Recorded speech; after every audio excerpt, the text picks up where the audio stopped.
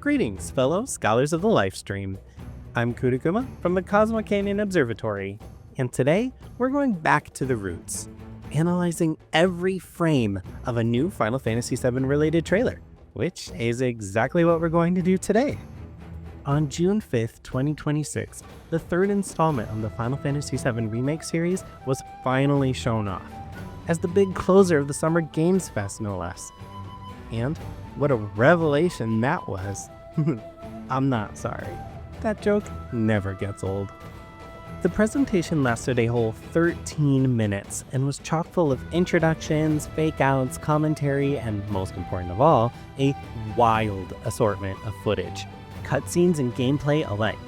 Even Matt Mercer, the voice of Vincent Valentine, was welcomed on stage to co-host this huge media blowout alongside director Naoki Hamaguchi-san, and he even narrated the gameplay introduction trailer, similar to how Neil Pabon did for Final Fantasy VII Remake's gameplay presentation at E3 in 2019.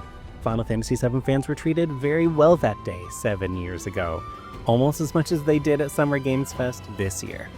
Since there's too much to cover for a single video, Viz decided to spread everything across multiple. How? Well, you might remember the chronological trailer cuts in the lead up to Final Fantasy VII Remake's launch on April 10th, 2020, where he tried to place each scene, shot, and clip of every trailer and presentation into chronological order in terms of story and game progression. Well, he did exactly that for all the footage that's currently available for Final Fantasy VII Revelation, and we'll take that as a basis for this game analysis subseries. For this analysis, we'll start with the very beginning of the reveal trailer, which we believe is taken from the game's introduction cinematic, and then end with the summoning of Meteor and the awakening of the weapons. The next video will then continue with Tifa's awakening in Junon and the revelation of Meteor in the sky. So, without further ado, let's put on our assayer's monocle and study each frame pixel by pixel.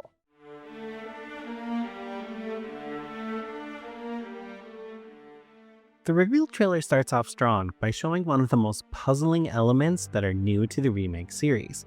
What even is that weird amalgamation of seemingly random golden and rainbow-colored streaks of stardust? Well, according to the Remake material Ultimania, its design was inspired by Sephiroth's wing and represents the universe of death. The red nebula on the other side, behind Cloud, represents the universe of creation. And in the final story synopsis of Remake's Chapter 18, the Edge of Creation, as shown to Cloud by Sephiroth, is described as a vision of the planet 7 seconds before its demise. The Remake material Ultimania Plus even provides us with a quote by co-director Motomu Toriyama-san that confirms this notion. The void where Cloud and Sephiroth square off during the final scene could well be called the end of the world, the very brink of the planet's culmination where even time itself seems to stand still. In short, the Edge of Creation describes the planet's state 7 seconds before its demise, which is why it's depicted as a barren and rocky wasteland devoid of any life. Very similar to Bugenhagen's holographic presentation, where he demonstrates what happens when all life stream leaves or is taken from the planet. However, it's up to Cloud what happens to the planet, according to Sephiroth. And what does Cloud bear? The universe of creation. Seems like he holds the power of rebirth for the planet, or to create a new world altogether, metaphorically speaking, we presume. Sephiroth's universe dies when Cloud's universe is born. Classic death and rebirth scenario. Defy or remake destiny to avoid death and control the world's rebirth for the final revelation. Are we onto something here? Let us know. In any case, the bright nebula behind Sephiroth is attributed with death. The planet is about to die. Sephiroth does not want to die, and we assume the whole impetus for everything he does in this remake series is to avoid his own end. That would inevitably follow that of the planet. But I will not end. It seems as if his and the planet's fates are tied to that bright nebula, the universe of death. But what is a nebula anyway? How is it created and what does it do? Let's consult Space for Dummies for a concise answer. A nebula is a giant cloud of dust and gas in space. Some nebulae, more than one nebula, come from the gas and dust thrown out by the explosion of a dying star, such as a supernova. Other nebulae are regions where new stars are beginning to form. Sephiroth's bright nebula, the universe of death, corresponds neatly to the former variant, the result of a dying star, a supernova. Will Safer Sephiroth's ultimate attack finally be properly incorporated into lore this time around? Cloud's red nebula, on the other hand, the universe of creation, is perfectly described by the latter variant. Sephiroth exists in a space that is doomed to perish, and he tries to do anything to stop that from happening. Cloud seems to have the potential, infinite potential according to Chadley, to create a new world for Sephiroth to live in and rule over. By identifying and studying a subject with infinite potential such as yourself. Not sure what the red color represents, but Sephiroth's nebula shines brightly in a golden and rainbow color gamut. Golden rainbow, huh? That rings a bell. Where have we encountered that combination of colors before? Ah, that's right. The creation of a new world in Rebirth's Chapter 14 was accompanied by light bathed in that golden rainbow color palette. Same with that ominous rift in the sky seen in any world other than the Beagle Stamp world the main story takes place in. What's more, that rift is a harbinger of the end, a sign that this world is not real, made up, and doomed to fade soon. Next to other signs like the complete absence of Lifestream and Mako, as well as the busted sense of time of the people residing in those fading worlds. In short, elements of light made of that golden rainbow color palette are not meant to be and are doomed to fade. Though the time it takes for that to happen can vary greatly, as mentioned by Sephiroth himself in Between Worlds and Rebirth Chapter 14, accompanied by that same golden rainbow color gradient. Yet even the most resilient worlds are doomed to fade.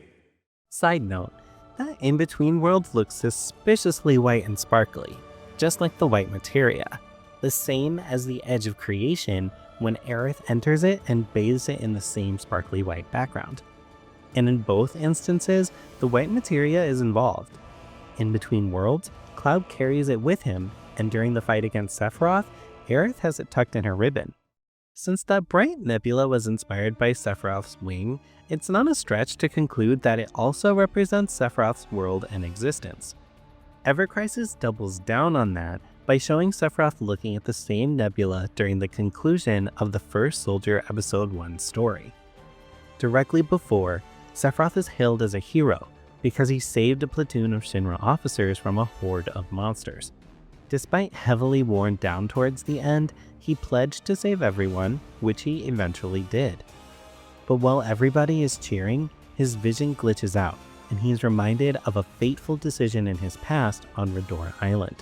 There, Rosen, the last one of his kind, forces a choice upon young Sephiroth. Rosen wants Sephiroth to end him, so he can be with his kind. Sephiroth wants to take Rosen with him, but Rosen is not made for Sephiroth's world. Now, Sephiroth has to choose between his friends and Rosen. For reasons out of scope of this video, not killing Rosen will cause everyone to die. So, Sephiroth chooses to end the last of a kind to save his kind and his friend. At the edge of creation, Sephiroth also burdens Cloud with a choice, one he has to make within 7 seconds before the end. But Cloud's options have not been revealed yet. It seems like Sephiroth always had to make a choice between bad and worse options, so he eventually resolves to save everybody, which, driven to extreme conclusion, leads to him obtaining dominion over all life and keeping it sustained in perpetuity, just as he prophesizes in the Temple of the Ancients. My fragmented mother, these errant worlds, all shall be one again. The reunion. All made whole forever. With all of that in mind, let's return to the same nebula at the start of Revelation's first trailer. Though if we look closely, something isn't quite right. Something looks different. It's flipped. But what does that mean? Well, A very easy answer would be that it's simply a mistake. We've encountered too many of them in the past already, so there's a chance that it's a mere oversight, especially since this is part of a pre-rendered cinematic created by a different team, and not plastered on an in-engine skybox that's easily fixable. Some discrepancies between those two types of content rendering and presentation are bound to happen due to different teams being responsible for them. But it would be boring and disingenuous to just leave it at that, especially since there's no proof for this being a mere mistake. So what if it's not a mistake and the horizontal mirroring was done deliberately? It's possible that the edge of creation is located on the other side, compared to this cloudy planet below seen just a few seconds later. But that would mean we're talking about two different planets on opposite sides of a whole galaxy, which makes little sense. Yes, we do see a weird glowing dot from the edge of creation's point of view, which appears bigger than the other stars. On the other hand, the same sky in Ever Crisis shows additional larger stars, just presented in blue instead of green, so we're not sure if that's something we need to focus on. But since the edge of creation is described as the planet shortly before its demise, it can't be anything other than the planet Final Fantasy VII story takes place. Furthermore, that big glowing dot also cannot be the planet from Revelation's trailer because it would be located about the same distance away from the nebula, just on the other side. Therefore, double the distance than the little star scattered all over the sky, which is physically impossible with the size it appears as. Thus, Viz personally considers that dot merely a part of the night sky. But why is it not visible in the Revelation trailer? Because of the aforementioned distance discrepancy, that dot is much closer to the dying planet than any of the stars around the nebula, making it too tiny to see from the other side. We also heard people talk about the edge of creation being Meteor and that dot in the distance being the planet, but that doesn't make sense for two reasons. Meteor can't reach and destroy the planet from such a distance within a mere 7 seconds, and it's also not on fire yet. In the original game, it's already on fire, or at least glowing enough, to be seen upon its summoning 7 days prior to impact. As shown earlier, the edge of creation is meant to represent the planet imminently before its end. That alone rules out Meteor already. But what planet is shown below the flipped nebula if that's not the planet? Could it be the depiction of the Gee's old home planet before their world was subsumed by Final Fantasy VII's planet? With the passing of eons, the star we called home began to wane, until at last it was subsumed by your own. It's possible that the Gee's former home planet had their Omega protocol activated, and its remaining life stream then traveled the cosmos to eventually reach the planet the game takes place on. As a reminder, Omega is a weapon born of untainted life. It bears the role of transporting life to its next stage when a planet dies. Chaos is a weapon born from the stagnation of life. It appears when a planet is dying and takes up the role of harvesting all life. The harvested life is returned to the cosmos via Omega, the one who bears the end name. Both of those depictions are found in the term list on page 318 of the Dirge of Cerberus Final Fantasy VII Official Complete Guidebook, published in 2006 and translated into English by thelifestream.net. However, Viz doesn't think we actually see a different planet light years away from this one. That feels out of scope in terms of storytelling. He thinks that this flipped nebula serves more of a metaphorical purpose. If the nebula at the edge of creation depicts the planet's imminent end, this flipped nebula may describe some sort of beginning. But which one? Well, the inspiration for the bright nebula was Sephiroth's wing. If the end is tied to Sephiroth, that supposed beginning must be too. And if we take a closer look at that sea of clouds below, we can spot a red glow emanating from a hole in the sky. And when we zoom into it, we can even faintly make out terrain and some bright strands floating about. It's really hard to see, but the first thing that came to mind upon that sight was the depiction of the Promised Land towards the end of Shinra's VR presentation in their Cosmos Theater, a place heavily associated with the Cetra, a people which went practically extinct around 2,000 years ago. While the camera pans down, some livestream particles can also be seen floating by, indicating a planet full of life, the complete opposite of the edge of creation. But which event caused the Cetra to go nearly extinct? Another meteor incident which brought a certain alien life form to the planet, one from which a certain one-winged legendary soldier was eventually born. And there's our link between the Nebula and Sephiroth's wing, from the arrival of Sephiroth's so-called mother on the planet until the end of that same planet.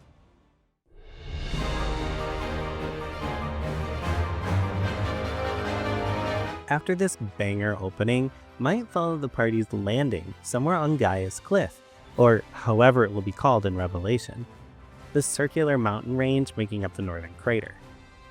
Of course, there are more possibilities for where in the story this scene could take place, and we'll also cover those, though there are several reasons why Viz thinks this scene happens very early on in the game, as an introduction to the main party.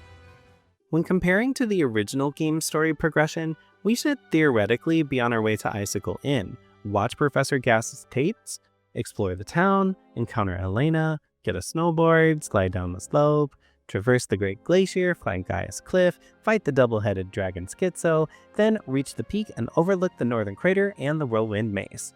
However, Hamaguchi-san made it clear that we will acquire the Highwind rather early on, specifically after 4 to 6 hours of gameplay, which not only includes what we listed before, but also the Whirlwind Maze, Jenova death, Sephiroth dropping the almost truth about the Nibelheim incident, Cloud delivering the Black Materia, the summoning of Meteor, and the awakening of weapons, some more cutscenes, and then the whole Junon segment with Avalanche's execution in and Sapphire's weapons attack on the Armored City. Not a single chance all of that can fit into 4 to 6 hours. A point Hamaguchi-san also addressed when talking to VGC, the Video Games Chronicle. We'll go more into it later, but Sid introduces himself on top of Gaia's Cliff, overlooking the northern crater, which should also happen very early on. So the game certainly does not begin with exploring Icicle Inn and snowboarding splendor. Hamaguchi-san even alludes to that by saying that they prepared an appropriate story segment for the snowboarding minigame separate from its Gold Saucer variant. The Great Glacier also seems too big of an area to be included in the first 4 to 6 hours, especially since it might become its own big explorable region, complete with an abundance of side content and such. What remains are the northern crater and Junon. However, the group depart at the outskirts of the Forgotten Capital with a repaired tiny Bronco in Rebirth's ending cinematic, which means they have to land somewhere. In the original game, they traveled on foot and thus had to journey through all those locations we mentioned earlier. With the plane, however, they can fly directly to the northern crater where Sephiroth lies in wait. Though we don't think they are able to land just next to the peak overlooking the crater, especially since they probably have to fight a snowstorm on their way, which might be the reason for an emergency landing or even an emergency exit using parachutes, which would beautifully lead to this short trailer scene. When looking at the scene again, we clearly see that the ground and parts of the surrounding rock faces are covered in snow. Their discarded red parachutes can also be seen in the background, as well as some blue crystals embedded in the rocky walls. The scenery also reminds of one particular background image from the original game's Gaia's Cliff. This area is also located rather close to the peak. When leaving that area to the left, we run through the room with the 4 icicles, land outside for another cold climb, enter the cave again to encounter Schizo, then exit again for our final climb to reach the top. We can see this happening here as well. We arrive in the afternoon and time has progressed into late evening once we reach the top. Another detail which speaks for this notion is the demeanor of the party and how everybody is looking at Cloud. Given what transpired at the Temple of the Ancients and later at the Forgotten Capital, plus how Cloud was behaving as if Aerith was still alive even after her burial, they sure aren't exuding happiness. Barrett looks very concerned, Yuffie distressed, and almost angry, and the rest suspicious, tensed up, or plainly worried. like Tifa. They expect Cloud to act up at any moment, it seems. There's just one detail which makes us a bit unsure about the accuracy of this prediction, and that's the parachutes. Of course, the tiny Bronco certainly contains parachutes for emergencies. That part is fine. But Barrett's reaction on the Highwind before they jump off for the first time insinuates that this is also his first time jumping off a plane in general. I am not jumping! No way, no how! Which makes sense given his fear of heights, that first bubbled to the surface in Remake Chapter 6 in the area with the artificial suns when traversing the large pipe and fighting against the ventilation exhaust pressure. No fear, no fear. Yeah, no fear, no fear. No fear, no fear, no fear, little fear. On the other hand, it's possible that Barrett is referring to the negative experience from the start of the game, where they had to jump off the tiny Bronco mid-flight with parachutes of lesser quality. Now, to not theorize ourselves into a corner, let's explore other possibilities as well. In the original story, we revisit the northern continent with Bugenhagen to see what happened to the white materia, specifically the Forgotten Capital. When pinpointing it on the original game's world map, it's quite close to a snowy mountain range. It's therefore possible that the party decides to land further up that mountain instead of directly in the capital itself, for whatever reason. Since they're traveling to a place associated with Aerith, her demise especially, and given what Cloud had to endure there, on top of everybody losing a dear friend, the worried look of some and emotional expression of others we called out earlier is warranted. Even if Cloud is back and has found and returned to his true self, some seem to remain skeptical, as they should. They're still unsure whether he can handle it and keep it together. Plus, they already acquired the Highwind and have those red parachutes at their disposal. But there's another possibility. As discussed earlier, Revelation's main story is most likely not starting off at Icicle Inn, which necessitates a visit later on in the story.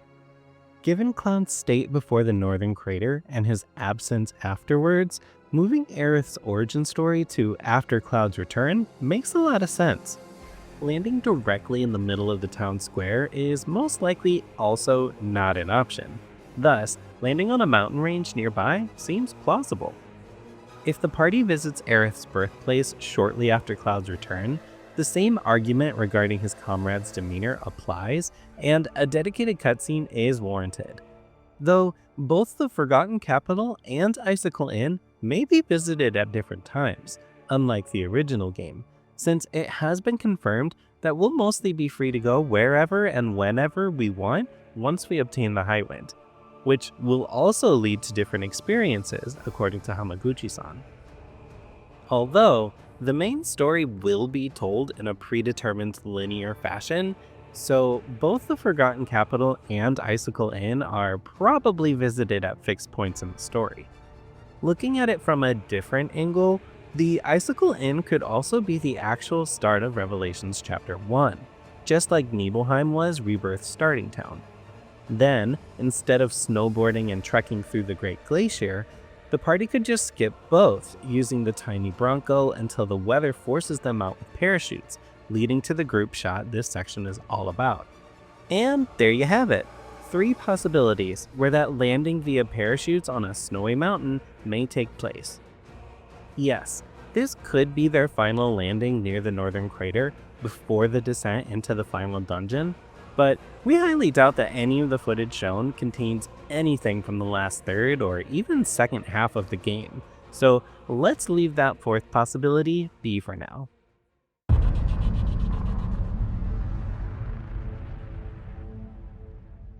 After landing somewhere and trekking or even climbing uphill, the group reaches the ridge of the Northern Crater's rim and overlooks the path towards the Whirlwind Maze, which protects the center.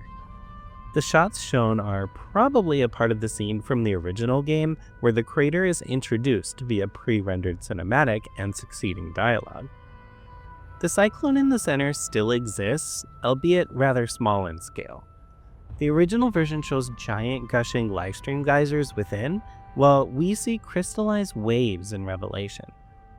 as if the big splash Jenova's meteor impact caused froze mid-movement to form this beautiful sight. What was retained without change is the pretty Aurora Borealis in the sky, though it can only be seen in the original's crater introduction cinematic. It's suspiciously gone when the weapons awaken, only the starry sky remains. Unlike in the original game where pre-rendered backgrounds prevent us from overlooking the whole area during gameplay, we can already see several black-robed individuals lurching towards the crater's center. In total, there are 11 of them visible in this trailer shot, maybe even 12. But we're not quite sure if that one really is a black-robed Shinra victim or just part of a rock formation. It's hard to tell with YouTube's video compression, despite the video's 4K resolution. In the original game, we have to walk quite a distance, watch a cutscene with the Shinra executives aboard the Highwind, and cross 2 wind barriers until we see the whole group gallivanting towards their doom. And if we consider that potential 12th black robe we pointed out, Revelation shows the same number as the aforementioned group of reunion walkers in the original game. Neat detail? Or just coincidence? Though we do encounter a single robed figure much earlier, but that would destroy the cool number reference, so we don't count that one for this comparison. In any case, there's another detail worth mentioning, and that's the absence of a certain someone. Vincent cannot be seen anywhere in these shots. Viz thinks the reason is that the developers wanted to introduce Cid's gameplay first and move Vincent's introduction to a different section, as we'll see later. It's possible that he either took a different route for some reason, went ahead to scout the area, or stayed behind, similar to how he wasn't a part of the group in the Temple of the Ancients, but still ventured inside and appeared in a few cutscenes, or how he reached the Forgotten Capital first. In any case, he did enter the Tiny Bronco in Rebirth's ending cinematic, so he certainly is a part of the group. Anyway, Cid's introduction comes first, and boy is it campy. In cliché superhero fashion, he describes his fighting style using alliteration, and then drops his full name, all while twirling his spear around and ending in a supposedly signature pose, complete with another Aurora Borealis ribbon in the backdrop. The Leaping Lancer, the Dashing Dragoon, the one and only Cid Highwind. Personally, I'm all for a little bit of extraness, but Viz doesn't know what to think about this new silly side of Cid, so he'll reserve judgment until he has the full context. Be that as it may, there's only one thing we should talk about, and that is his weapon. It represents his first weapon from the original game that's simply named Spear. Though, when comparing his Revelation version to the original's 3D model or even the artwork, they don't quite look alike. Lucky us, Square Enix released a Bring Arts figure of original Cid, which comes with a nigh identical spear design. The only real design differences on the remade version are the additional long grip on its rear for properly executing stab and swipe attacks, as well as the center part that's now wrapped in stripes of white cloth instead of the rear end, which makes it easier to grab when twirling the spear. However, there's one glaring change from the original version to its Revelation counterpart, and that is the Materia slot configuration. The starting weapons in Remake and Rebirth of most other characters, Vincent included as we'll see later, bear the same Materia slot configuration as their original counterparts. 2 linked slots for Cloud's Buster Sword, a single slot for Barrett's Gatling Gun, 2 linked and a single slot for Red 13's Mithril Clip or Collar, 2 linked and a single slot for Yuffie's 4-point Shuriken, 2 linked and 2 single slots for Kate Sith's Yellow Megaphone, 2 linked and 2 single slots for Vincent's Quicksilver. Only Tifa, Aerith, and now Cid each received a different slot configuration. Tifa's leather glove has now 2 linked slots instead of a single one. Aerith's guard stick, 2 single slots instead of just 1, and Cid's spear, 3 single slots instead of 2 linked slots times 2 on the original counterpart.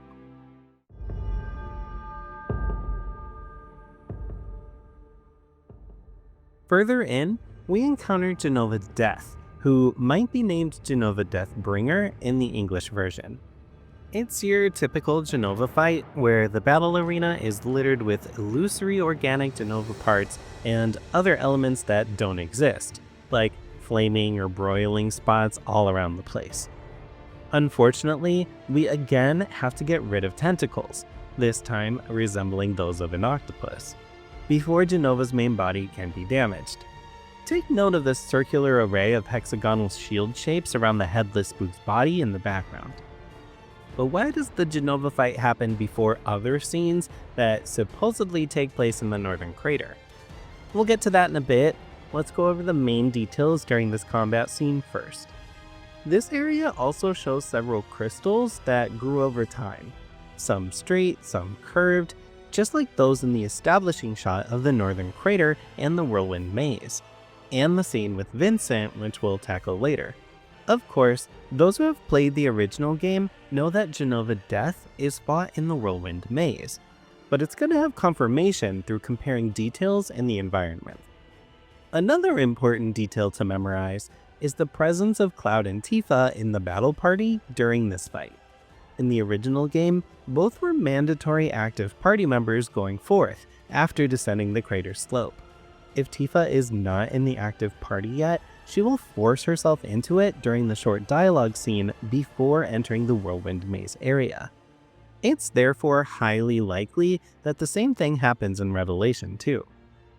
HP and MP values are quite low as well, which indicates early game content. Those values during this battle clip are actually the lowest in the whole gameplay introduction video, which makes sense given the chain of events in the original game. We'll go more into those two values when analyzing the order of battle clips in a separate analysis, so we'll leave those mechanics be for now. After determining their max values using pixel measurements, of course. Wouldn't be a CCO analysis without pixel measurements now, would it? Not to bore you into oblivion with the process, here are the results. Since the gameplay introduction footage contains two segments of the same fight with different HP and MP values, Viz went through the process twice and took the respective average as the final value. Sid has around 2,250 max HP and 47 max MP during this battle. Tifa sits at 2,020 max HP and 40 max MP, while Cloud trumps both with 2,936 max HP, but lags behind with only 38 max MP. And that's it. Now let's see what else those two clips have to offer. Thanks to two new characters, the total number of synergy abilities has risen from 15 in Rebirth to 28 in Revelation, and thus almost doubled. Why 28? That's just the number of possible combinations of pairs amongst 8 characters. One of those 13 new synergy abilities is the one performed by Sid and Tifa in the gameplay introduction trailer, and it's bloody fantastic.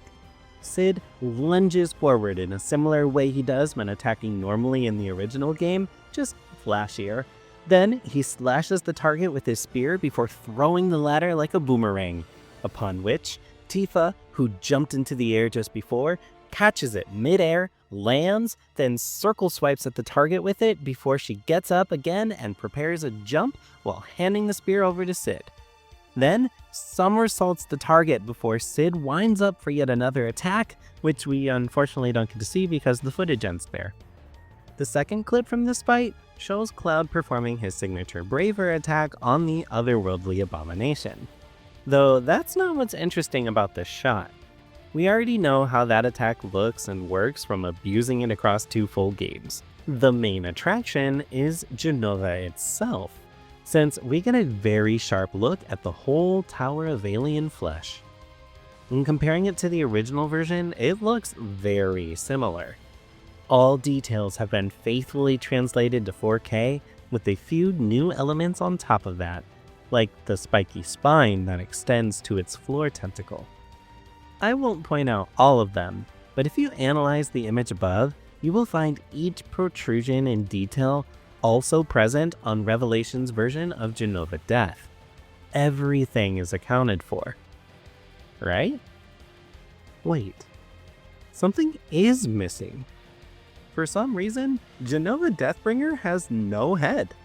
It's even highlighted during its post-battle cutscene where the camera points directly into the cross-section of its neck, exposing its esophagus, windpipe, and spine. And thanks to its missing head, the female-coated torso is much better visible. In the original game, this point is the end of Jenova's body's usefulness, which implies that we are fighting its headless body, the one that was taken from the Shinra building by two black-robed men, numbers 2 and 49, who were controlled by and appeared as Sephiroth. Before we fight Jenova Death in the original game, Sephiroth, or Jenova's headless body appearing as Sephiroth to be precise, explicitly states that Jenova's body is no longer of use to him. Therefore, fighting an actual headless Jenova is in line with established lore and plot points. During the supposed Jenova post-battle scene, where we see its headless neck much closer, something happens. First, it sprays purplish, almost pinkish smoke everywhere, similar to when we encountered Jenova Dreamweaver in President Shinra's office. There, number 49 as Sephiroth explodes into such smoke, which transforms the surroundings into something resembling Jenova's lair, at least in the eyes of the party. An illusion, Jenova's specialty. The same thing happens in the machine room on the Shinra 8 cruise ship, when a Sephiroth illusion transforms into Jenova Emergent. Surely the same happens again upon transitioning into the battle against Jenova Deathbringer, or whatever it will be called in Revelation. However, it looks like the surroundings don't just return to normal after the fight, as it did against Jenova Dreamweaver and Emergent respectively. The small flames scarcely scattered across the area have spread significantly. And yes, this is the post-battle scene as the battle UI has disappeared. All battle scenes shown in the gameplay introduction trailer show UI elements. During such phase transition cutscenes, the battle UI remains on screen. So this Jenova scene would display UI elements as well were it happening mid-battle. And it also still depicts the same area and within the same context. The surroundings show the same crystals, the same broiling ground, and fleshy purple Jenova blobs still spoil the view. Anyway, Viz believes that the flames on the battlefield have a very specific meaning and purpose. It's the lead up to Sephiroth's revelation about what truly transpired 5 years ago in Nibelheim, how Cloud was not actually there, and the Soldier First class which accompanied Sephiroth was just some black-haired dude called Zack. In the original story, that flashback happens shortly after the battle against Jenova Death. First, the party retrieves the black materia and has a chat, during which Cloud gives it to either Barret or Red 13 to hold on to, for safety reasons. Afterwards, we only make our way through the final wind barrier, and then the flashback begins. But since Cloud already tucked it away safely within his Buster Sword in Rebirth's ending cinematic, that scene isn't necessary anymore. In short, it's definitely feasible to trim the fat and have Jenova Deathbringer's defeat transition directly into that manipulative flashback.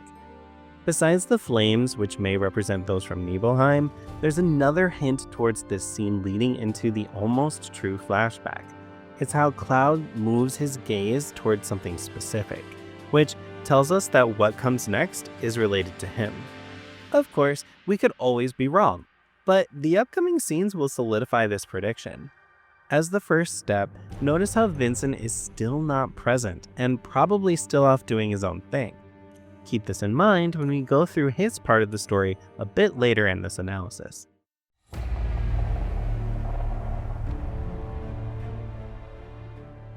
But first, we have to tackle a small clip from a scene that seems to happen right after said almost true flashback of the Nibelheim incident, the moment when Cloud finally breaks.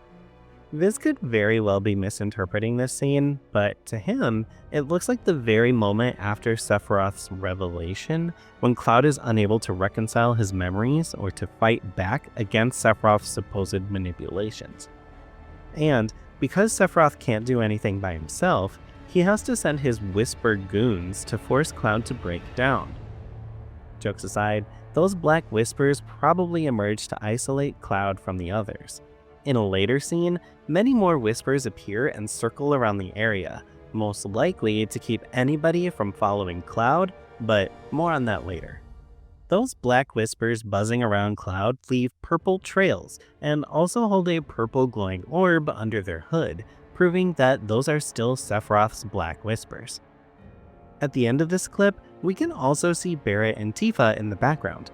The former waves his intact arm around, either to shoo away the black pests or to beckon the others over, and the latter also lifts up her arm, probably to reach out to Cloud, who clearly has a very bad time right now. And yes, there's still purple Jenova goo splattered all over the ground, but at least the fire is gone. It's not needed anymore after showing Cloud the almost truth, which most likely also contains the truth about what transpired in the Forgotten Capital, that Aerith was truly killed by Sephiroth, and that it was Cloud who laid her to rest in the pond below. Because as far as Cloud is concerned, Aerith is still alive and well, that she just stayed behind to take care of Meteor through her prayers, while Cloud takes care of Sephiroth in the north. I'll put everything I've got into my prayers. I'll stop the meteor. And I'll leave the rest to you. Good luck. Aerith, I will stop Sephiroth. Trust me. Little side note, right after Cloud's statement here, Aerith asks, "You promise?" To which he replies with, "Promise." Then Aerith says goodbye, as they fly away into the blue sky and the teaser text, "No promises await at journey's end," appears, which tells us that the promise Cloud made just before might turn out nothing but hollow. That said, interesting tidbit, the Japanese version of the scene doesn't actually include the word promise between the two, just the teaser text and theme song. According to Tetsuya Nomura-san, when asked about the teaser text in an interview printed in the Final Fantasy VII Rebirth Ultimania and relayed in English by Shinra Archaeology Department, that phrase essentially means that the end is not yet promised or decided, which evokes the same feeling as the Unknown Journey Continues did at the end of Remake. Uncertainty about the future and thus how the story of the next game concludes. Nomura-san also confirmed that the link to the Promised Land in this ending phrase is also deliberate, as is the connection to Rebirth's theme song No Promises to Keep, where the first refrain ends with the following lines. But believe, know that you'll find me promises to keep. We won't ever need. This leans into the same idea as the following line from Alfred to Princess Rosa in the Loveless Theater VR experience. You needn't promise that you'll wait, for I know that I will find you here. The ending of the song No Promises to Keep covers the same sentiment, just Aerith's perspective, or in the context of Loveless, the sentiment from Princess Rosa. Fate and destiny are no guarantee. Still, I hope someday you'll come and find me. Still, I know someday you'll come and find me. It's therefore possible that promises are not necessary for some kind of reunion or desired resolution at the end. But any further speculation is out of scope for this analysis, so let's continue on with the trailer, shall we?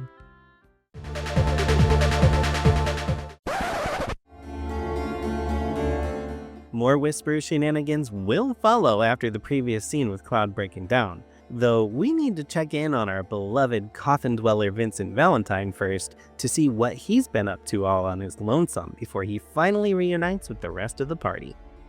Apparently, he's busy shooting crystals, purple ones even. Are those perchance corrupted by Jenova? Anyway, Vincent goes a step further than Barret, and instead of unleashing a barrage of bullets upon innocent Shinra boxes and path-blocking boulders, Vincent locks on to several targets first before deploying precision shots onto each of those targets.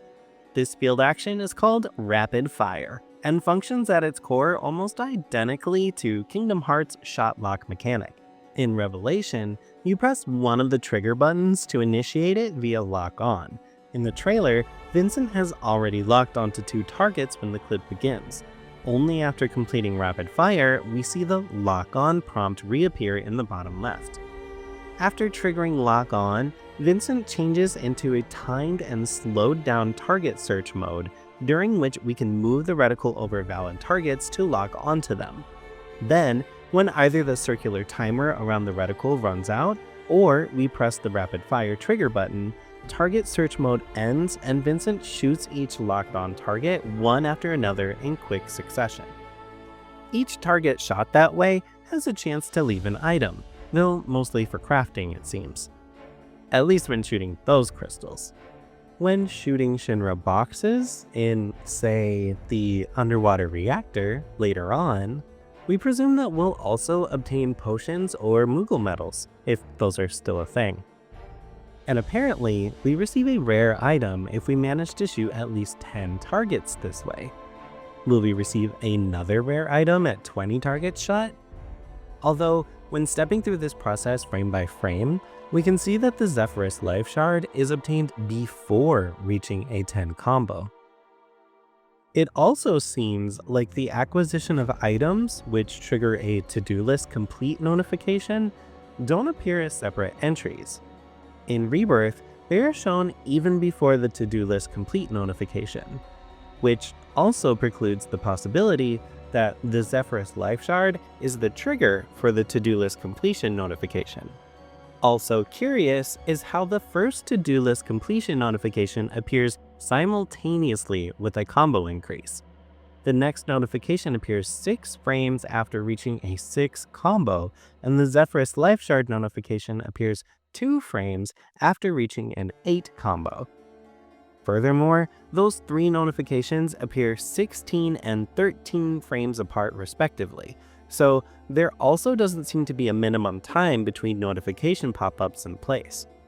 As things are now, it's nigh impossible to determine for sure what exactly happens, but according to the UI, we receive a bonus item when reaching a 10 combo, and that's about it. Side note, doesn't Zephyrus Life Shard sound a lot like SEPHIROTH'S Life Shard? It kind of does, but in phonetics only. It has nothing to do with our silver-haired villain. Zephyr simply means a breeze from the west, or a gentle breeze, and thus provides a nice reference to the Whirlwind Maze. Life Shard is also an apt choice given the abundance of livestream in the center of the northern crater. The next point is merely a bonus observation worth sharing. Have you noticed the rest spot indicator to the left directly at the beginning of the rapid fire footage? It's nothing major, but still worth mentioning. We were also wondering what the glowing thing represents, which we see in the distance when overlooking the northern crater. Might it represent such a rest spot? If so, the indicator in the rapid fire footage certainly does not represent the one marked on the right, since those 2 areas aren't quite in the same place, especially since the one Vincent is exploring represents a cave, while the establishing shot with the black robes is located outside. Before we move on to the next scene, let's have a quick look at the surroundings.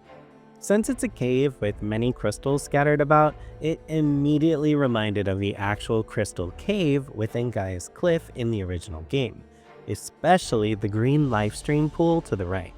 Furthermore, there's this recovery spring one screen before the Schizo boss fight that restores HP and MP of all party members, which also came to mind when looking at the same pool of green in the Revelation footage.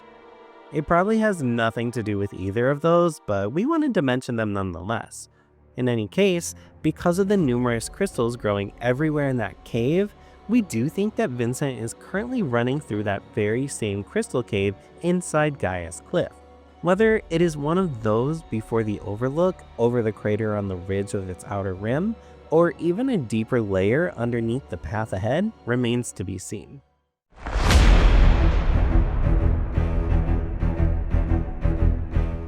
The next series of clips revolves around the battle against some sort of behemoth that was probably formed out of whispers. We'll see why later. First, let me summarize what we see on screen in chronological order. 1. The party is readying themselves for another battle, and Vincent runs towards an enemy off-screen with Barrett providing cover fire. 2. That enemy is defeated, and an explosion flings parts of it towards Vincent, who falls from above to perform a 3-point landing before standing back up and shooting those 2 enemy parts mid-flight into pieces. 3. Then, that defeated enemy, which looks like a behemoth, falls to the ground and dissipates into purple-gray smoke that engulfs the party. 4. Once that smoke clears, everybody runs ahead towards their goal. Now, there are several observations that tell us what this scene is about and where we should place it in the timeline. Let's go through that series of scenes again, shot for shot. The first shot shows a similar or even the same area as the one we fought Jenova Deathbringer in. The same straight and wavy crystals are scattered along the boundaries of this area, and the terrain design in general looks quite similar. Additionally, we can now see a myriad of black whispers circling around this place. With that in mind, and the fact that the party is attacking another enemy that's clearly not Jenova, the organic blobs from before have vanished by now. We think that this scene follows the one where Cloud breaks down while whispers are flying around him. You don't believe me?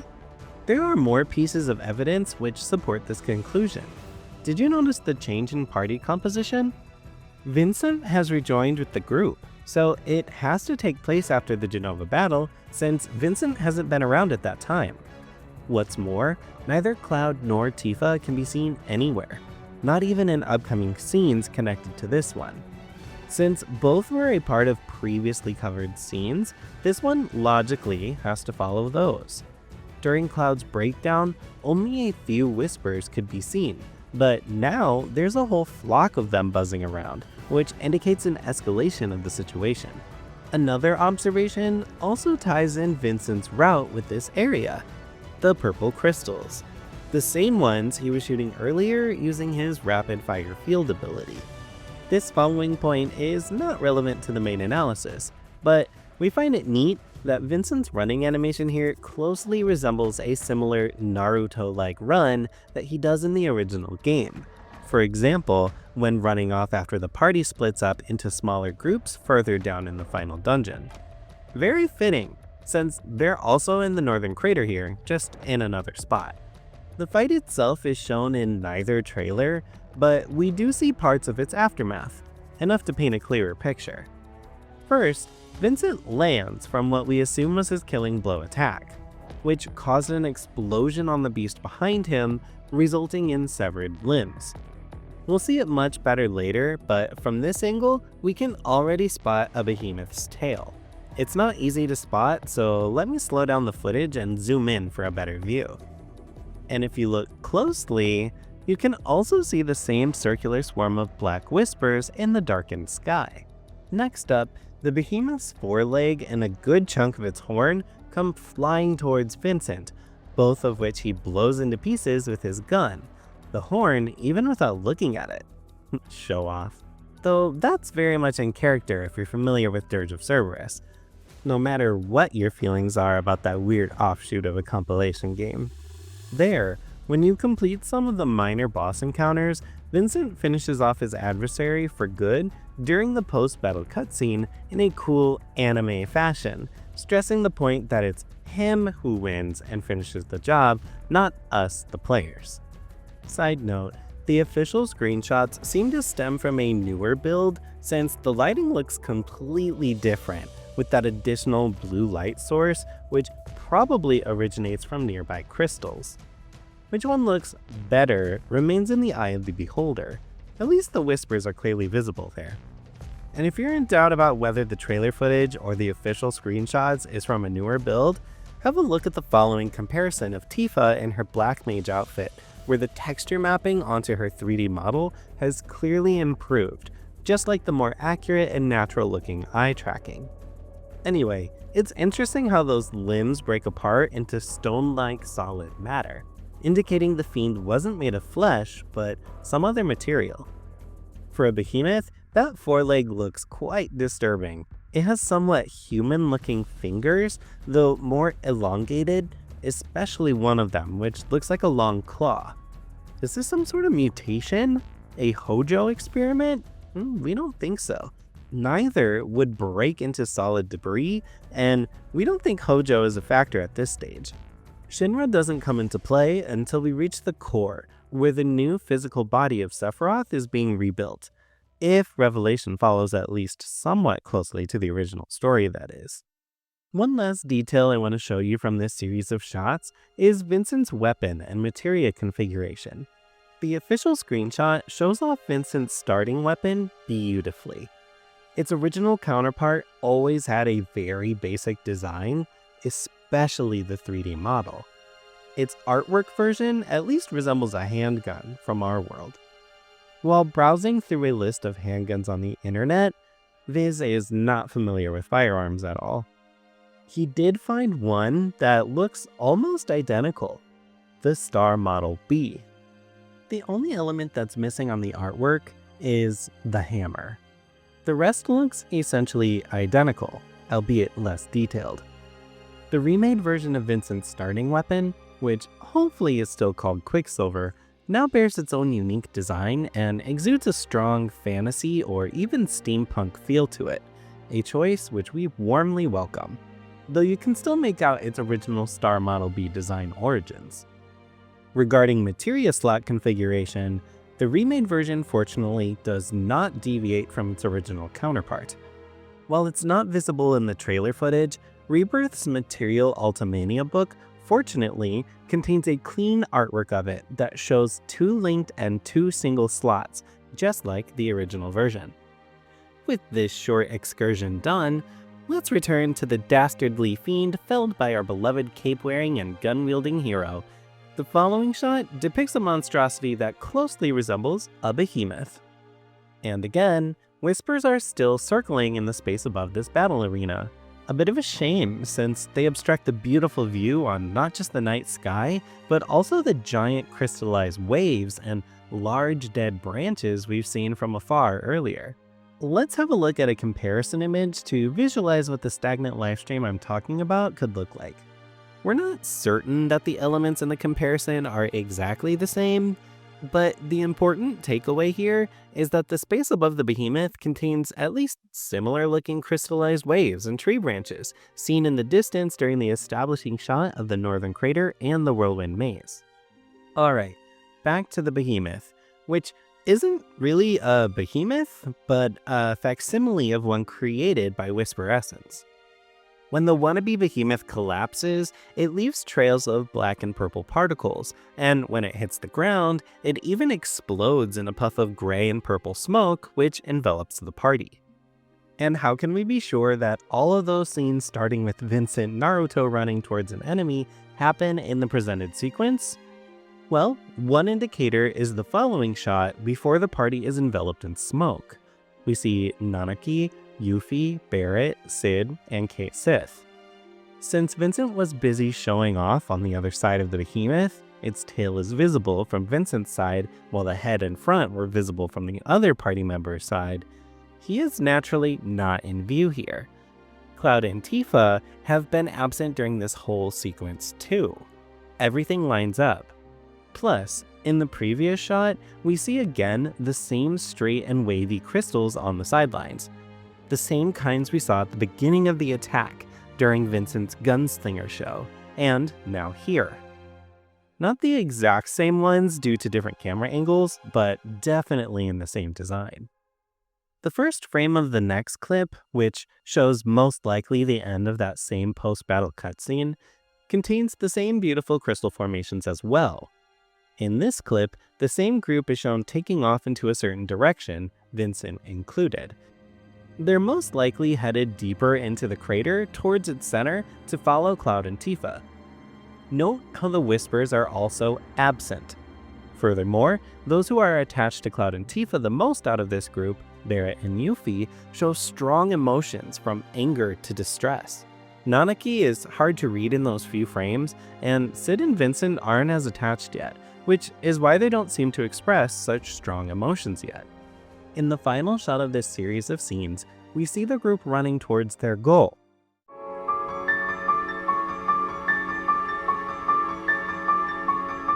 Shortly afterwards, the short but very disturbing scene with Sephiroth caressing a mentally unstable Cloud may take place. Both are standing in the middle of a sea of black smoke, though whispers are nowhere in sight, which tells us that Sephiroth does not need to force Cloud or anybody else into behaving a certain way or block the path to keep undesirables at bay. We can still see the big crystallized livestream waves as well as the dark sky in the background, so we're still in the same location, just further in. It is possible that this scene happens just before Cloud breaks down, while whispers begin to swirl around him and later envelop the whole area. However, the numerous small crystals that come in different shapes and sizes cannot be seen anywhere here, nor is that large cliff on the right visible anywhere in the previous scenes. Plus, that green blurry wave behind Sephiroth in the second shot suspiciously looks like the green cyclone that's visible in the distance from the top of the crater's rim. Or it's just a green reflection on some rock face in the background. Who knows? Whatever will be the case, Sephiroth is in the process of further manipulating Cloud, and this time in a very creepy way. He's holding Cloud by the left cheek and softly moves Cloud's right hand down. What for? We don't know, but the hand to the cheek is the main sticking point here. Why would Sephiroth do this? How would this gesture help in manipulating Cloud into ignoring what he promised to Aerith at the end of Rebirth and ultimately provide Sephiroth with the Black Materia? Doing that does the opposite of stopping him. To be fair, it was very easy for Sephiroth at the end of Rebirth Chapter 13 to manipulate Cloud into approaching Sephiroth to grab the Black Materia, and after it falls out of his hand due to Tifa tackling him, chase after Aerith to retrieve it after she picks it up and runs away. And when she isn't able to run any further, she gives Cloud the black orb, who then immediately turns around to return that orb to Sephiroth like an obedient puppy. No cheek caressing required. However, Cloud is now in a different state of mind. He and Aerith defeated Sephiroth, who flew away into the white space. Then Cloud made a promise to deal with Sephiroth for good. Cloud believes Aerith is still alive and just stayed behind to deal with Meteor, as detailed earlier in this analysis. And if we're right, and Sephiroth does show Cloud the truth about Aerith's death the same way he does with the Nibelheim incident, then Cloud would be full of rage and would never do anything else Sephiroth tells him to. But what if Cloud does not see Sephiroth in this scene here, but somebody else? What if Sephiroth acts here like a certain deceased ancient did during her resolution scene in Remake at the start of Chapter 14 in her beautiful flower garden? What if Sephiroth appears as Aerith to Cloud to make her tell Cloud to support Sephiroth in his endeavors, as that may bring her back to Cloud? Remember, Sephiroth aims to reunite Jenova and all those errant worlds to make them whole again, forever, to essentially eliminate the concept of death. Cloud and his friends could be with Aerith again, her death unmade, and with her encouraging Cloud to go down that path, he may follow suit, even if that means giving Sephiroth the Black Materia. With his identity and false memory stripped away, the knowledge of Aerith's passing, and the lack of support from his friends, Cloud may finally give in to Sephiroth's will completely.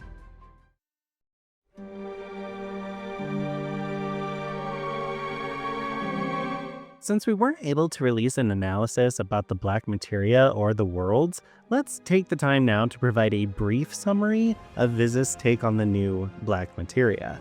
The one in the temple was a fake, a mere key to find the real one hidden between worlds, which essentially means that the Cetra moved it to a possible world, one made of hopes and dreams and one's desires, just like those alternate worlds with Zack we've experienced in Rebirth. Aerith did the same with the White Materia. She hid it from Sephiroth in such a world to later retrieve it with the help of Cloud, during her dream where the date took place, as well as in Cloud's dream in the Sleeping Forest, where she traded Cloud's white materia for the empty materia her Beagle version possessed since at least the start of Rebirth. We the players don't know that until Chapter 6 in Costa del Sol, however. Now, the black materia Cloud possesses in Rebirth's ending certainly is the real one, but how did he get a hold of it? Did Sephiroth slip it into Cloud's back pocket when he wasn't looking? Sephiroth never had it. If he did, why give it to Cloud just to have him bring it to Sephiroth again? In the original game, Cloud was manipulated into giving Sephiroth the black materia after the collapse of the Temple of the Ancients. Then, their journey afterwards revolved around chasing after Aerith first, then chasing Sephiroth again to retrieve the black materia and stop him from summoning Meteor, which doesn't happen until after the victory over Jenova in the Northern Crater. In Viz's view, the black materia Sephiroth uses to toy around with Cloud at the end of Chapter 13 in Rebirth was just an illusion. We even see Sephiroth conjuring it while Cloud is forced to walk towards him across the Whisper root branch. Why that ruse though? The answer? Only Cloud can bring forth the real black materia, just as only Cloud was able to help Aerith transfer the white materia from Aerith's 3-star Chihuahua stamp dream world back into the 5-star Beagle stamp world. That's also why Sephiroth needed Cloud to create his alternate world of hopes and dreams, where he was able to deflect Sephiroth's blade and save Aerith. Not only to further crush Cloud with the truth later, but also for Cloud to create a world that connects to the one the black materia is hidden in. That's how Cloud suddenly had it in his back pocket in the ending cinematic. The same ending cinematic where only he was able to see that golden rainbow-colored rift in the sky, the same rift found in all other alternate worlds. It's important to note that the black materia Sephiroth conjured at the end of Chapter 13 did represent the real thing. The key barely shows any red substance in it and looks almost black.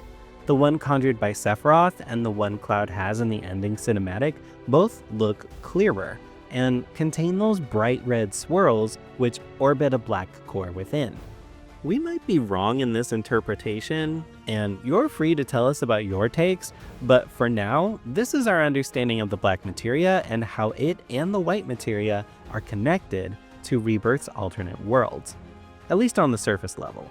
There's much more to say about this topic, including the Gi and the white sparkly space Cloud travels through and fights Sephiroth in with Aerith at his side, but that's again out of scope for this analysis.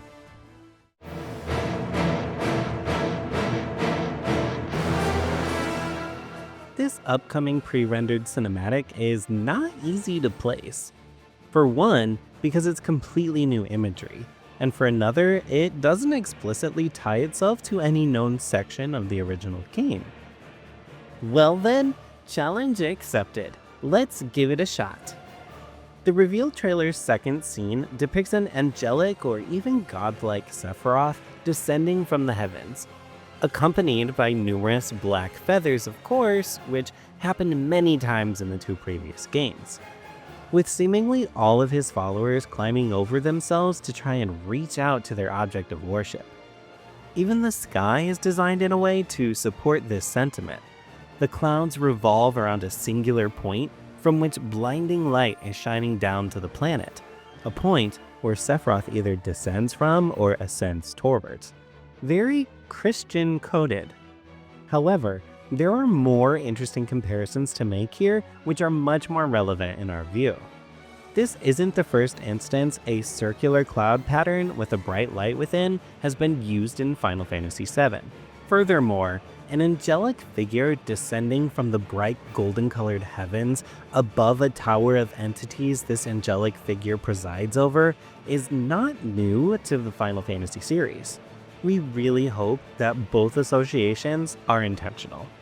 The parallel to not only one, but two final battles from Final Fantasy main entries immediately following each other, Final Fantasy VI and VII.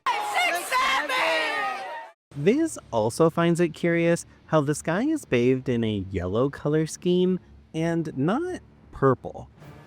We don't remember it being confirmed anywhere, but it's possible that Sephiroth's body, which is being rebuilt in the northern crater, is devoid of any Jenova cells and thus not corrupted. On the other hand, he still has the black wing in the cutscene. It's hard to say what this actually means with so little to go on, but something to keep in mind.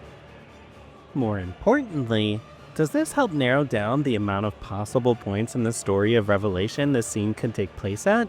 Not really. Though I don't think that they would show us a pre-rendered cutscene from the end of the game. It's possible, but I don't think that's the case. However, knowing that this is a pre-rendered cinematic cutscene does narrow it down to a very important story beat at least. Of course, it could already be a part of the intro movie, just as we theorized how the clip with Sephiroth's Nebula could be a part of said intro movie. But we don't think that this is the case. It's not pertinent to the start of the game, which either begins shortly before reaching the top of the northern crater's rim, or, similar to Rebirth, with the scene that takes place in another world where Zack is still running around in, and now Aerith may be part of as well. And we're not sure how this ascension to godhood fits in. So Viz's current theory places this scene at the climax of the northern crater, around the time when Cloud hands over the black materia to Sephiroth. But we're not nearly done with analyzing this scene, so how can we be so sure? Well, the following shots only strengthen this sentiment, so let's continue. The next shot shows Sephiroth up close at an angle where the heavenly light source is placed almost directly behind his head, strengthening his angelic or even godlike position in this metaphysical presentation or even illusion. We can see him holding an unconscious Cloud with his sword arm. Interestingly, when we return to the previous shot and zoom in, we see Sephiroth looking directly at Cloud. Not in this second shot, however. What is he looking at? Maybe towards the black-robed human tower? Though his eyes aren't really pointing downward. In the next shot, a close-up on Sephiroth's face tells us that he's looking directly at the observer. Now it gets interesting. He doesn't just look at the observer. There are visual glitches accompanying his change of gaze to directly look into the observer's eyes. The only other instance of Sephiroth receiving such visual glitches takes place during the finale of Ever Crisis' First Soldier Episode 1, where he's reminded of how he had to make an impossible choice in the past. A reminder triggered by seeing his Shinra comrades cheer for him after he was able to fend off all attacking monsters and thus save everybody.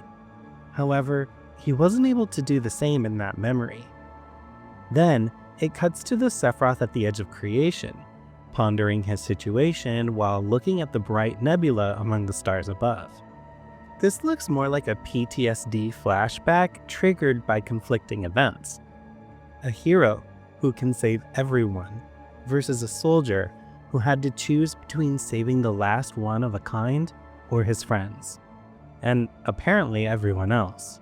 This angelic Sephiroth floating above doesn't seem to be in any similar situation.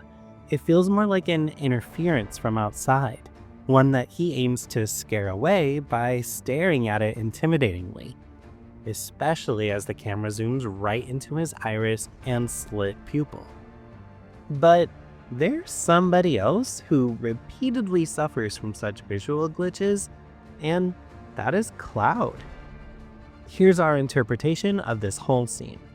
The imagery with the tower of black-robed individuals represents Jenova's reunion. That's why they all arrived in this place after all. But only Cloud has been chosen to deliver the goods. Furthermore, Sephiroth was able to break Cloud's psyche and identity to such a degree that he's a mere shell of his former self, hence being unconscious and carried by his new master. The perfect, now empty vessel. However, the true Cloud is still in there, but forced back into his dark corner by Sephiroth, hence the visual glitches. The close-up of Sephiroth's eye may visualize his true takeover of Cloud. Maybe This will lead to another addition and change to the original story several fans had been theorizing about in the past. Cloud becomes Sephiroth's pawn and ends up fighting the rest of the party. But that's pure conjecture and speculation, so we won't go any further in this context, but it's an interesting thought nonetheless. The upcoming shots with the weapons, which happen right after story-wise, are also presented in pre-rendered cinematic fashion. So the also pre-rendered cinematic with Sephiroth's ascension to godhood could fit in right before. We'll see how it plays out later this year or when the game releases in spring 2027.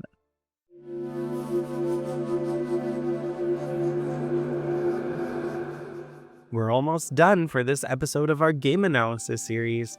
Only one section to go, and that's the awakening of the planetary weapons. Unfortunately, we only see 3 out of the 5 weapons that emerge from the depths of the crater, probably because those 3 might be mandatory fights, or part of a cutscene during the main story, just like in the original game. Hamaguchi-san even confirms in a Japanese interview that some weapons have to be defeated in the context of the story, while others can be optionally tackled at will. We do get a glimpse of Ruby Weapon later in the reveal trailer, but Emerald Weapon is notably absent. Probably because Square Enix wants to reveal the underwater world at a later time, which is why there was no place for the green subaqueous menace in the Summer Games Fest 2026 presentation. Anyway, enough babbling. Let's have a look at those enormous creatures and compare them to the respective original counterpart, starting with Sapphire Weapon, because it's shown first in the original game. The reveal trailer shows it and Diamond Weapon in the reverse order for whatever reason. In any case, Sapphire Weapon's original counterpart has goofy yellow reptilian eyes, while its remade counterpart bears more light blue glowing orbs as eyes. And besides looking more organic, it's a pretty faithful adaptation to modern graphical fidelity, at least based on this very small visible section. Even the background looks very similar with the vertical stripes and floating rocks. Next up is Diamond Weapon, which climbs out of the crater in the same way as its original version. Unfortunately, we can't see more than its fingers, but those already present a different design. While the original version has a more organic feel to it, the remade version looks very mechanical and metallic. When comparing the giant fingers to the ground littered with rocky spikes, you can really feel the huge scale of those creatures. This was not the case in the original FMV cutscene. Finally, we're presented with a full view of Ultima Weapon, who has been recreated very faithfully. 4 legs and 2 arms, sickle-like wings, tri-pronged horn formation on its head, and overall dragon-like appearance, though it seems to have grown an additional claw per paw on each leg. At least faithful in terms of its construction. Otherwise, it's the opposite of Diamond Weapon in that the original version definitely looks more like a robot, while its remade counterpart is depicted as organic through and through. We can even make out an exhaust grill on its right wing during the FMV cutscene, probably some sort of jet engine that allows it to fly without having to flap with its wings. What also changed is its chest laser cannon, where it fires its Ultima beam from. The original version bears some sort of magenta-colored laser cannon muzzle, while the remade one contains a materia in its chest like all other weapons do. Interestingly, that chest materia is purple. And what is associated with that color? Exactly, Jenova, or Sephiroth that's influenced by it. During an interview with Automaton, Naoki Hamaguchi-san revealed that the northern crater becomes inaccessible for a period of time because a weapon has appeared there. We won't go into details here, but the gameplay introduction trailer contains a short clip of the Highwind shooting a high-powered laser beam at Ultima Weapon, who protects itself with an energy shield. It's possible that instead of Sephiroth erecting his own shield over the northern crater, Ultima Weapon does that for him, And instead of the sister ray destroying that shield, it falls to us to convince Ultima Weapon to give up its current residence. Why am I mentioning this here? Because this might explain why its chest materia is purple, as well as the shield it put around itself. It's the weapon which Sephiroth currently might have the most influence over. According to the Final Fantasy VII Wiki, it was the opposite in the original game, where Sephiroth's barrier cloaked his presence from the planetary defenders who targeted the next biggest threat, humans extracting Mako from the planet. While not cited in the Wiki article, the explanation is rooted in a passage from the novel Maiden Who Travels the Planet, which was conceived and written by Benny Matsuyama at the request of Square Enix and published in the Final Fantasy VII Ultimania Omega guidebook. Its canonicity is still debated, however. Here's the relevant passage as translated by the Shinra Archaeology Department.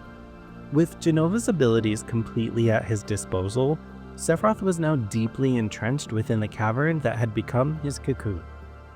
Access via the livestream had been totally barred.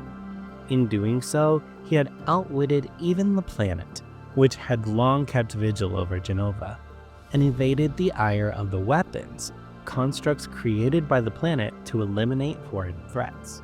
This somewhat explains their appearance near locations that drain enormous amounts of this fossil fuel analog, like the underwater reactor, Emerald, the gold saucer, Ruby, Midgar, Diamond, and Junon, Sapphire.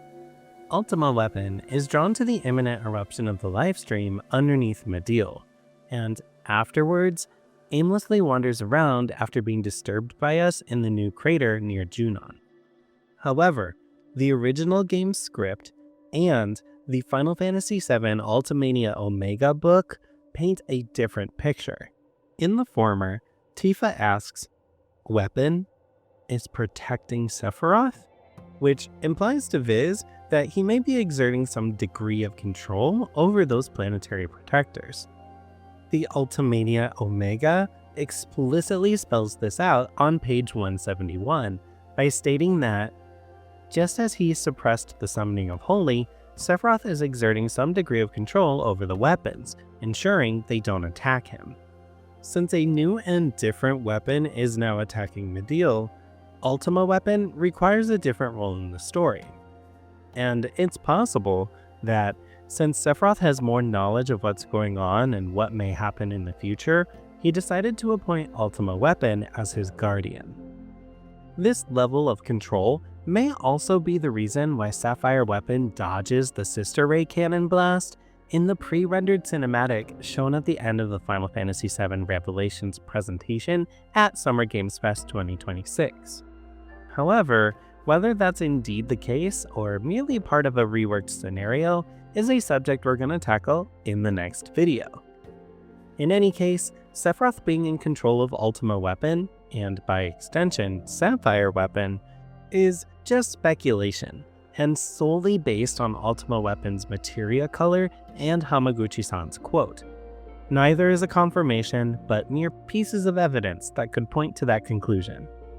And with that, the first analysis video about Final Fantasy VII Revelation concludes. It became so much longer than anticipated, as always, but we did want to contain everything up to the summoning of Meteor within a single analysis package. Anyway, I hope you had a blast watching and listening through this demon wall of text, and please let us know about your takes and opinions about the topics discussed. Did we miss something? Are we off base on a take? Do you have any additional insight into a certain segment to share? Let us know in the comments or on our Discord server. The next analysis video will pick up with Tifa waking up in Junon's medical facility and seeing Meteor looming menacingly in the sky. Not sure where it will end yet. Maybe when acquiring the Highwind? We'll see. Until then, enjoy your time with whatever tickles your fancy. Stay safe and take care. Kutakuma signing off.